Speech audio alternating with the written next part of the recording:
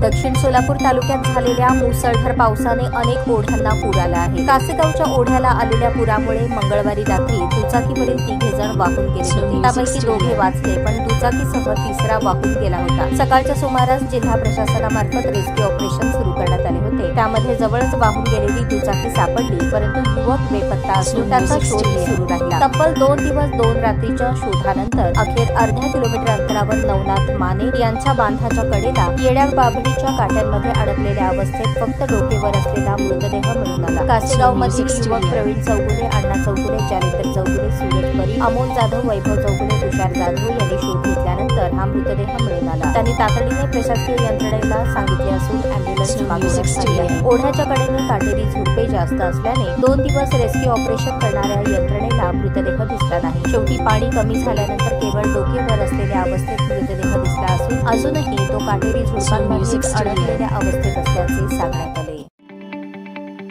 ताज्या बातम्या पाहण्यासाठी प्राईम महाराष्ट्र न्यूज चॅनलला सबस्क्राईब करा।